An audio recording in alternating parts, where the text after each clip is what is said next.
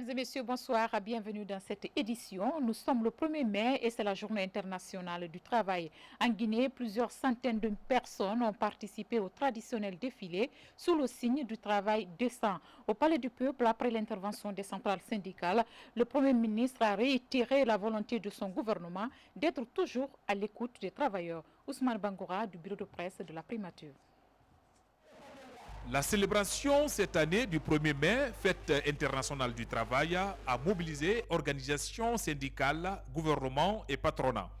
Initiée par le mouvement syndical guinéen autour du thème « Travail décent ». Les acteurs du monde du travail ont décidé de commémorer le 1er mai 2016 sous le signe du travail décent dans ses 4 composantes, à savoir la promotion des principes et droits fondamentaux du travail, l'accroissement des possibilités pour les hommes et les femmes d'obtenir un travail et un revenu décent, l'extension du bénéfice de l'efficacité et de la protection sociale pour tous, le renforcement du tripartisme et du dialogue social.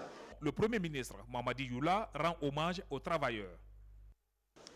Chers travailleurs de Guinée, l'examen critique de la situation actuelle du monde du travail de notre pays révèle par endroits des signes de faiblesse liés au bon fonctionnement de notre administration et à l'animation de ces structures avec notamment l'absence d'une véritable politique de promotion de l'emploi en général et plus particulièrement de promotion de l'emploi en faveur des jeunes et des femmes.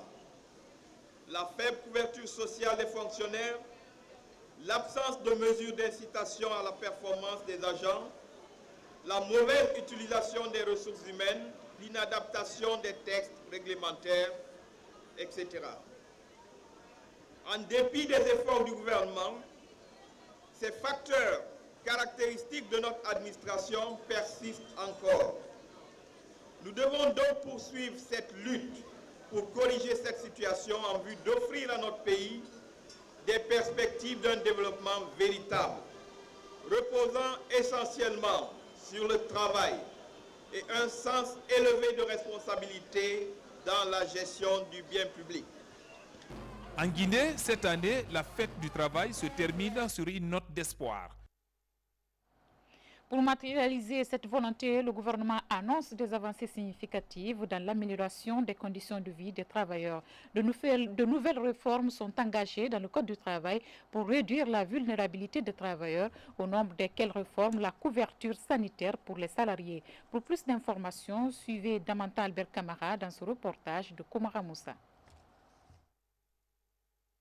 Il y a plus d'une décennie, les travailleurs des secteurs publics et privés guinéens étaient confrontés à des conditions de vie difficiles. Depuis 2010, des initiatives sont engagées par la Troisième République pour améliorer les conditions de vie des employés. En témoigne l'augmentation de la grille salariale, la signature du document intitulé « Programme pays pour le travail décent » avec le Bureau international du travail et l'adoption d'un nouveau code du travail en 2014. C'est l'adoption de ce nouveau code du travail qui a amené beaucoup d'innovations et beaucoup d'éléments qui sont plus protecteurs pour les travailleurs de Guinée. J'en veux pour preuve quelques exemples. Lorsque, par exemple, on met en place un nouveau régime, un régime juridique pour le stage, ça n'existait pas. Les gens pouvaient faire 2, 3, 4, 5 ans de stage sans protection, sans régime particulier, sans des contraintes. Aujourd'hui, c'est clairement défini. Vous avez le système de stage d'apprentissage et de stage en alternance qui fait que un entrepreneur ou une entreprise ne peut plus se permettre d'utiliser comme il veut et quand il veut un stagiaire. À un moment donné, sa situation doit être régularisée. Donc, indépendamment de ce code du travail, nous avons pris des textes d'application qui viennent renforcer la protection des travailleurs. Le plus significatif, c'est effectivement ce texte sur la mise en place des comités de santé, d'hygiène et de sécurité sur les lieux de travail, la législation sur les jours fériés et d'autres éléments qui viennent renforcer la sécurité des travailleurs. Dans ce nouveau code du travail de 530 articles, une attention particulière est accordée aux travailleurs et contracteurs de l'État en matière de couverture sanitaire. La Caisse nationale de prévoyance sociale et l'Institut national d'assurance maladie obligatoire sont mis en route. Les crédits concernant le fonctionnement de ces instituts ont été mobilisés, donc ils doivent être déjà positionnés sur le compte de ces deux instituts. Une étude actuariale va venir pour peaufiner tout le processus de prélèvement sur les salaires et de mise à disposition de calendriers pour que très vite ces instituts soient opérationnels. Mais le plus dur était de les adopter, de prendre la décision politique. Le président Alpha Condé a eu ce courage-là, ça n'existait pas en Guinée. La seconde étape, c'était de créer les instituts et de les meubler en ressources humaines. Le président de la République a également pris les décrets y afférents. Aujourd'hui, elles existent. Elles ont des locaux, elles vont avoir maintenant des moyens de fonctionner et les cotisations vont commencer à rentrer. C'est un processus qui dans d'autres pays a pris beaucoup de temps. Nous allons faire de telle sorte que ça aille vite en Guinée, mais en faisant attention à respecter un certain nombre de normes, de procédures et surtout de décisions qui sont viables sur le long terme. À l'occasion de la célébration de cette fête internationale des travailleurs, de nouvelles mesures sont annoncées pour faciliter l'employabilité et la création d'emplois décents en Guinée. La classe ouvrière guinéenne a donc célébré le 1er mai dans un contexte où plusieurs entreprises du pays traversent des moments difficiles. Mais la Confédération patronale des entreprises de Guinée solidaire du gouvernement s'engage à jouer son rôle pour la relance de l'économie nationale. Compte rendu, Mangafode Touré. Les couleurs des uniformes annoncent la couleur de la fête. Ils sont plus que jamais engagés pour un travail décent. La classe ouvrière guinéenne célèbre cette fête internationale du travail dans un contexte difficile. La maladie à virus Ebola a négativement joué sur l'économie du pays, entraîné le départ de plusieurs investisseurs et créé d'énormes difficultés au secteur privé guinéen, deuxième employeur après l'État. Mais les travailleurs sont toujours déterminés à œuvrer pour de meilleures conditions de travail. Ils demandent de plus en plus l'amélioration de leurs conditions de vie. Malgré toutes ces difficultés, la Confédération patronale des entreprises de Guinée, CEPEG, ne compte pas baisser les bras pour redynamiser le secteur privé guinéen et créer des richesses en vue de la relance de l'économie. La Confédération patronale des entreprises de Guinée renouvelle sa confiance à la classe ouvrière guinéenne et rassure le mouvement syndical de sa volonté de collaboration dans le dialogue franc et constructif pour davantage améliorer les conditions de vie et de travail des employés. La Confédération patronale des entreprises de Guinée renouvelle sa gratitude au gouvernement du professeur Alpha Condé pour les efforts quotidiens et inlassables qu'il ne cesse de déployer. Dans cette dynamique, la CEPEG se tient aux côtés du gouvernement guinéen pour créer des conditions de travail décentes à travers des consultations tripartites. La fête de ce 1er mai augure un lendemain meilleur pour plus d'emplois et l'amélioration des conditions de vie des travailleurs. Vêtues d'uniforme pour la plupart, les femmes employées ont massivement participé à cette commémoration du 1er mai. À leur tour, elles plaident pour l'amélioration de leurs conditions de vie et de travail. Notre reporter Moussa Bangoura s'est intéressé à cette jointe féminine dans le travail. Pour la célébration de la fête internationale du travail, le Palais du Peuple accueille du beau monde, avec aux premières loges la junte féminine. Les femmes du secteur public, mixte et privé se sont mobilisées pour fêter l'événement. Elles sont journalistes, secrétaires, enseignantes et administratrices. Le thème « Travail décent » les réconforte. La forte mobilisation des travailleurs qui me réconforte à plus d'un titre aujourd'hui. Le fait de voir tous les travailleurs regroupés, contents, mobilisés comme une seule personne, c'est ce qui me réconforte à plus d'un titre. Aujourd'hui, on a un SMIC, il y a une nette, la parité entre hommes et femmes dans le monde du travail commence à être réelle. Donc, il y a de quoi vraiment célébrer ce jour. L'occasion pour ces femmes de défendre leurs causes dans les entreprises et solliciter l'amélioration de leurs conditions de vie et de travail. On a notre cahier de doléances qu'on va soumettre aux membres du gouvernement.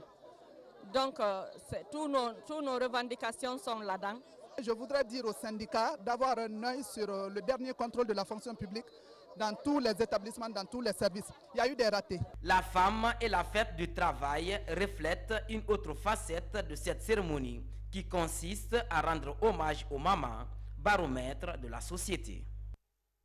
Le 1er mai a été également célébré à travers le pays, tout d'abord à Dubreka, où les travailleurs se sont mobilisés sous le signe de l'employabilité des jeunes. Une manière pour les autorités communales de faire un plaidoyer pour plus d'emplois en faveur des jeunes dans cette ville industrielle. Nassiousso Gamokaba. C'est ici, à la place des martyrs, que les travailleurs de tous les secteurs d'activité se sont donné rendez-vous pour commémorer cette date historique du 1er mai. Implantée dans une ville d'industrialisation par excellence, l'Union locale des travailleurs de Dubreka a saisi cette occasion pour présenter une doléance en faveur de l'emploi des jeunes. Les travailleurs de Dubreka fondent leur espoir sur vous, pour être précis, à compétences égales, de privilégier l'emploi des jeunes de Dubreka dans les grandes sociétés de la place. Conscientes de cette problématique, les autorités préfectorales s'engagent à œuvrer pour le rayonnement de la jeunesse, mais aussi pour le respect du Code du travail. En ce qui concerne les entreprises privées et mixtes, c'est le respect du Code du travail. Tout est matérialisé dedans. Je lance un appel aussi au niveau des entreprises qui sont en place, qui sont exonérées pour 5 à 7 ans de paiement de toutes taxes, d'après mes premières informations, d'essayer de puiser parmi les jeunes cadres qui sont là pour leur premier emploi selon les besoins de ces différentes sociétés. Au cours de cette cérémonie, des travailleurs de la localité ont été distingués pour services rendus à la commune. Les travailleurs de Dubreka ont aussi rendu hommage à leur illustre devancier qui s'était battu pour leur cause. Du côté de l'Abbé, la fête internationale du travail a été délocalisée dans la sous-préfecture de Popodara. Une délocalisation qui vise à encourager les travailleurs de cette localité à être plus réguliers dans leurs services respectifs. Abdoulaye Diallo était également de la partie. Suivez.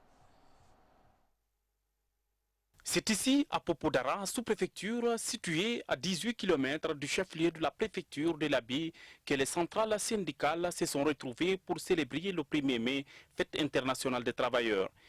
Devant les autorités régionales et préfectorales, les différentes couches socio-professionnelles de la localité ont défilé pour marquer un cachet particulier à l'événement. Notre plaidoyer auprès des partenaires, c'est-à-dire le gouvernement et le patronat, c'est de veiller à une amélioration constante des conditions de travail et de vie des travailleurs. En ce qui concerne les réclamations que les syndicats viennent de dire, ça, nous allons remonter l'information à qui de droit. Vous savez, tout ne se décide pas au niveau de la préfecture de l'Abbé. Mais nous, notre devoir, c'est de maintenir d'abord la paix. Parce que comme vous le savez, sans la paix, il n'y a pas de développement. Chaque année, le 1er mai est célébré à travers le monde entier en souvenir du combat mené par la classe ouvrière qui exige l'amélioration de leurs conditions de travail. Mais pour les autorités régionales, le 1er mai devrait être une journée de prise de conscience. Il faudrait que l'ouvrier sache que s'il ne va pas au travail, et quand il va, il ne travaille pas le temps imparti, il ne produira pas les articles nécessaires à la répartition. Donc, que chacun, que le fonctionnaire aussi sache qu'en fermant son bureau, il n'aura pas rendu service à la création de cette richesse sociale. C'est une chaîne où chacun joue son rôle. Depuis 2011, cette fête internationale des travailleurs est tournante dans la région de l'Abbé. À Popodara, elle est une première. En Guinée, pour marquer cette commémoration, certaines entreprises offrent à leurs employés un meilleur environnement de travail afin de les motiver. Une motivation qui rime aussi avec certains avantages. Vous allez suivre le regard croisé de notre reporter Makale Souma sur deux entreprises de la place. Il s'agit de l'autorité des postes et télécommunications et l'Office des publicités de Guinée, OPJ. En Guinée, le meilleur environnement de travail de certaines entreprises est cité en exemple. Dans ces entreprises, tout est fait pour que les employés se sentent bien. À l'autorité de régulation des postes et télécommunications, c'est la propriété des lieux qui attire l'attention du visiteur. Et ensuite, les équipements de bureaux et autres accessoires. Tout est fait pour motiver le travailleur. Nous sommes dans un secteur assez dynamique. Et quand on parle de dynamisme d'un secteur, il faut que les ressources humaines suivent. Donc nous mettons d'accent sur la formation, sur le renforcement des capacités. Et nous sommes convaincus ici à la RFPT que la compétence, comme on le dit souvent, est un triptyque, c'est-à-dire le savoir, le savoir-faire, le savoir-être. Dans cette société, la motivation au travail rime avec des avantages. Avantages en nature, salaire, bureau agréable et surtout formation. L'entreprise ne recule devant rien pour proposer un environnement de travail le plus agréable et productif possible. Nous, on a déjà mis en place une assistance sociale qui aide beaucoup les travailleurs dans le cadre social. Nous avons des systèmes de prêts aussi que nous accordons à nos travailleurs à l'interne pour régler les petits problèmes qu'ils ont souvent. Nous sommes dans les meilleures conditions. Tout ce qu'un travailleur demande au service, on a ça. Si c'est les équipements, on a ça. Tout ce que la formation est là, tout est là. Un environnement de travail agréable est propice au bien-être et à la productivité des salariés. L'Office guinéen de la publicité était jusqu'ici dans ce vieux bâtiment colonial à Al-Mamia. Un réduit qui ne facilitait ni le travail, encore moins le rendement. Depuis plus d'un mois, l'OGP a déménagé et occupe le 2e étage de cet immeuble, toujours dans le quartier Al-Mamia. Pour un meilleur rendement, il faut créer les conditions de travail. Donc nous avons aujourd'hui un service qui fonctionne, un cadre de vie, c'est-à-dire les bureaux et tout ce qui va avec. Vraiment, c'est intéressant. Les travailleurs, les employés de l'OGP sont contents. Un meilleur environnement de travail est souvent objet de motivation des salariés. Il galvanise l'énergie fournie et fait en sorte que les travailleurs donnent le meilleur d'eux-mêmes. Aujourd'hui, à l'OGP, l'efficacité professionnelle quant au recouvrement des redevances publicitaires est vérifiée. Nous travaillons dans les meilleures conditions depuis l'arrivée de monsieur le directeur général, M. Paul Moussa Diawara. Vraiment, il a porté confiance aux jeunes. Il nous a recrutés, il nous a donné la tâche. Vraiment, la décentralisation a porté fruit. À voir de très près, l'environnement de travail est souvent négligé par beaucoup de services. Pourtant, les attentes des employés en termes de qualité de vie au travail sont importantes, d'autant plus qu'ils y passent la plus grande partie de leur journée. Les entreprises qui sont donc à la traîne devraient prendre exemple sur les bons élèves. Autre fait d'actualité à l'Assemblée nationale, les 200 nouveaux agents recrutés sont actuellement en formation. Une formation axée sur les techniques de gestion des activités au sein du législatif. L'activité est conduite par le Centre d'appui électoral. Robert Siltono nous fait le point. Un agent administratif bien formé égale à un travail bien fait ou bien accompli. C'est avec ce slogan que les nouveaux agents de l'Assemblée nationale ont abordé cette formation. Elle porte sur la connaissance générale du travail parlementaire. C'est une initiative de l'Assemblée nationale en collaboration avec l'Union européenne à travers le Centre d'appui électoral. L'appui de la délégation de l'Union européenne aux réformes entreprises par l'Assemblée nationale de Guinée en vue de la modernisation de son administration ne date pas d'aujourd'hui. Aussitôt qu'elle a été informée du recrutement de nouveaux agents et de l'administration parlementaire, la délégation de l'Union européenne a immédiatement autorisé le Centre européen d'appui électoral à organiser à leur intention une formation sur la connaissance générale du travail parlementaire. Nous espérons que cette formation inaugurera le processus de renforcement des capacités des nouveaux travailleurs parlementaires. Plus de 200 nouveaux agents parlementaires sont concernés par cette opération. Au terme de la formation, les bénéficiaires pourraient assister aux travaux dans les différentes commissions parlementaires. L'Assemblée nationale se réjouit de la qualité de l'accompagnement de l'Union européenne. Cette occasion de formation qui vous est ainsi offerte est donc opportune. Et j'en appelle à la vigilance de tous les nouveaux agents. La formation pourrait durer plus de 2 semaines et devrait répondre aux attentes du président de l'Assemblée nationale, celle de faire du Parlement guinéen un Parlement bien formé et mieux organisé.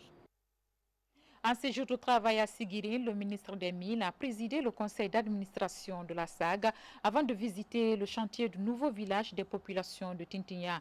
Par ailleurs, Abdoulaye Magasouba a rencontré la notabilité de Bouré et les orpailleurs de la contrée. Depuis Sigiri, c'est que Fernand Kourma. Sigiri Abdoulaye Magasouba a transmis le message de paix du chef de l'État aux populations avant de les inviter à se mettre davantage au travail. Il a ensuite rencontré le patriarche sur des questions d'intérêt public. Suite à cet entretien, le ministre des Mines s'est rendu à la SAG. Ici, il a présidé le conseil d'administration de la dite société. D'importantes questions ont été abordées, notamment celles relatives à l'extension de la zone d'exploitation de la SAG. Sur ce périmètre, les travaux de la nouvelle cité avancent. Des maisons destinées aux populations touchées par les travaux d'extension de la SAG. Dans cette nouvelle cité, des infrastructures modernes sont prévues pour le confort des populations. Nous sommes venus pour discuter avec la SAG, faire le point sur l'avancement, non seulement les opérations actuelles de la société, mais aussi sur le prochain projet d'extension. Et en même temps, nous en avons profité pour venir visiter les sites de relocalisation dans le cadre du projet d'extension de la société. Les ouvriers sont déjà à l'œuvre pour que ces maisons soient livrées à temps. Il y a une école franco-arabe et un stade qui seront rebâtis dans cette zone-là, qui existait dans la zone que nous allons occuper de l'autre côté du village. Et par ailleurs, on va installer ici une école primaire avec une aire de jeu à côté. On va installer un poste de santé. On va construire une mosquée qui sera à côté de l'école franco-arabe justement. On va avoir une petite place marchande également avec une galerie couverte, une gare routière et quelques espaces verts également qui seront aménagés à proximité. Au cours de sa mission, Ablaye Magasuba compte rencontrer tous les orpailleurs de Sigiri, ce pour mieux structurer le secteur. Actualité sanitaire, nous allons nous intéresser à la maladie de l'hydrocéphalie, une maladie mortelle et qui prend de l'ampleur en Guinée. Cette pathologie se reconnaît par le gonflement de la tête du bébé. Selon les dernières statistiques, il existe à ce jour 300 cas d'hydrocéphalie dans le pays et le dernier cas remonte à 2 semaines. C'est le grand format du jour avec Rose Pocho. Cette grand-mère vient d'apprendre que son petit-fils est atteint d'hydrocéphalie, une pathologie qui touche la tête. La nouvelle l'a bouleversée. Selon le médecin, le nouveau-né doit subir une opération. Notre cas qui est là, c'est congénital, parce que l'enfant est né avec, par voie césarienne. Donc après l'accouchement, j'ai réanimé cet enfant. Je l'ai évacué dans le service pour une prise en charge, parce que l'enfant avait besoin de l'oxygène. Maintenant, c'est le côté chirurgical qui reste. Donc là, la prise en charge est très chère. Vous voyez, les parents sont pauvres. L'hydrocéphalie est une maladie mortelle. Elle est caractérisée par le gonflement de la tête du bébé. Les causes de cette maladie sont connues. La tête est une structure osseuse et il y a le cerveau là-dedans. Donc l'eau occupe l'espace qu'il trouve. Donc l'eau s'accumule et ça produit ce qu'on appelle vulgairement hydrocéphalie. L'eau dans la tête. C'est plus fréquent chez les enfants, donc ça augmente le volume de la tête parce que les sutures s'ouvrent. Ce n'est pas soudé encore, donc les sutures s'ouvrent. Contrairement aux rumeurs, l'hydrocéphalie n'est pas une maladie mystique. Elle peut être guérie lorsque l'opération est faite avant les 6 premiers mois. Quand un enfant est atteint d'hydrocéphalie, l'intervention, pour qu'elle soit positive, il faut la réaliser avant que ce liquide-là qui s'accumule dans la tête ne fasse des dégâts sur le cerveau. Vous n'êtes pas sans savoir que le cerveau est une pâte fragile. Donc l'élévation de la pression du liquide dans la tête fait que ce liquide-là comprime cette pâte-là contre les carcasses osseuses. Le cerveau est donc aplati, perd toutes ses fonctions et finit par mourir. Les frais d'hospitalisation et les médicaments pour guérir cette pathologie avoisinent les 20 millions de francs guinéens. Entre 2010 et 2013, grâce à une ONG AMEG, 142 bébés ont pu être opérés gratuitement. De 2010 à 2012, grâce à une ONG qui nous fournissait le matériel nécessaire, médicaments et valves, nous avons pu opérer 143 enfants. Nous ne pouvons plus subvenir aux besoins de ces enfants comme nous le faisons avant avec notre premier partenaire. Ce qui a fait qu'on ne reçoit plus les enfants dans notre centre. Donc c'est ces problèmes que nous avons maintenant avec nos enfants. Et si un enfant vient à nous, on ne peut plus où se donner la tête. Mahamadi figure parmi les enfants guéris de cette maladie grâce au soutien de l'association. Elle a 5 ans aujourd'hui et se porte bien. Elle est même en classe de maternelle. Actuellement, elle se porte très bien.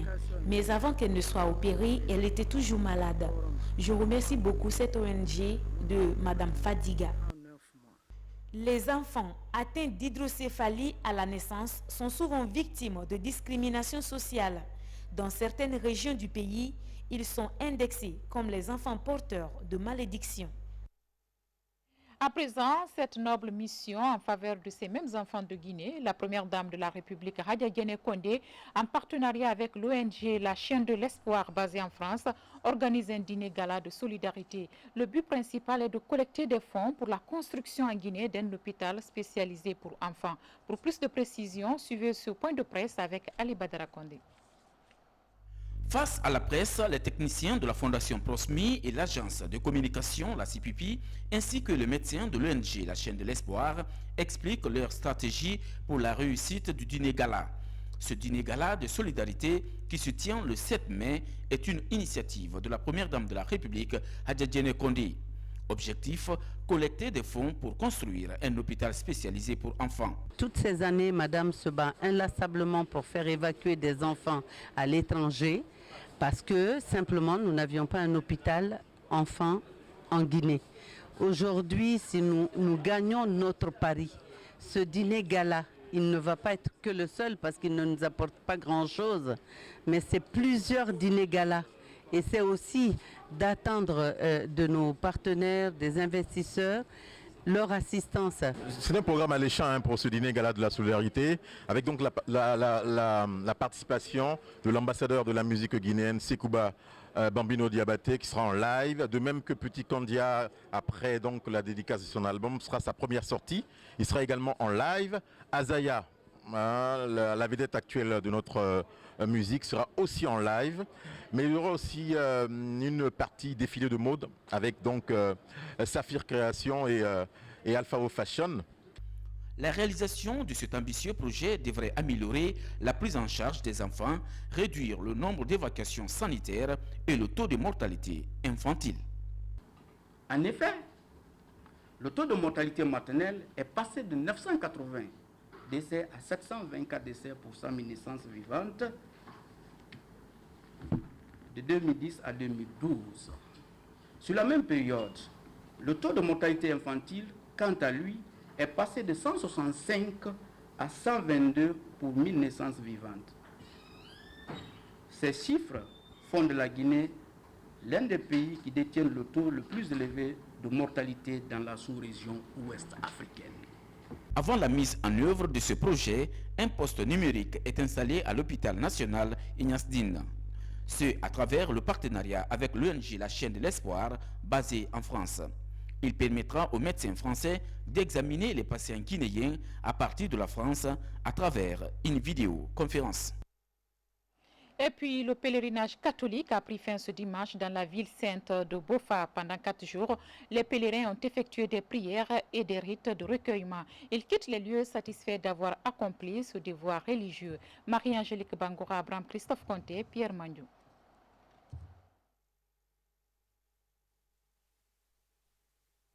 « 25 000 pèlerins au compte du pèlerinage de Bofa 2016. Ce chiffre est proclamé au dernier jour du pèlerinage. Ce dimanche, ces pèlerins célèbrent leur jubilé. Le jubilé des pèlerins est une célébration que l'Église accorde aux pèlerins pour le pardon des péchés, la conversion, l'abondance de grâce. L'archevêque de Conakry les interpelle ainsi à favoriser l'amour et la miséricorde autour de soi. Ouvrir notre cœur au Seigneur signifie renouveler notre engagement à imiter Dieu, à devenir miséricordieux comme Dieu notre Père. C'est ce renouvellement de notre engagement que nous célébrons aujourd'hui, le jubilé des pèlerins. L'acte de miséricorde passe aussi par des faits et gestes du fidèle chrétien. L'Église demande ainsi de le vivre. Plusieurs pèlerins ont compris le message. Ce pèlerinage en particulier m'a apaisé. Ça m'a donné une sensation de calme, de paix. Je me suis sentie interpellée pour vraiment des démarches de miséricorde, de foi vraie et de pardon surtout. Et j'ai senti un grand amour de Dieu pendant ce pèlerinage. J'ai tellement confiance en Jésus que je pense que nous avons obtenu toutes les grâces pour lesquelles nous étions venus ici. Nous sommes venus pour prier d'abord pour nous-mêmes, pour les membres de notre famille. Prier pour la famille, pour les CCB, pour les paroisses, mais pour toute la Guinée. Nous voulons que la paix règne en Guinée. Au compte de ces célébrations à Bofa, plusieurs bonnes volontés ont accompagné les pèlerins dans les moments spirituels. Ce dimanche, le chef de l'État donne une importante enveloppe à l'Église catholique. Ces jours de pénitence, ces jours de prière nous apportent beaucoup de bonheur dans ce pays et surtout à la nation.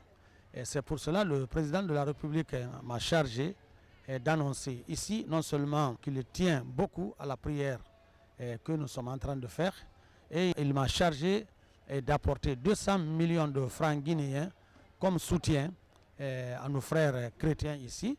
Et il a toujours réitéré sa promesse pour la finalisation des travaux de sanctuaire marial ici à Bofa.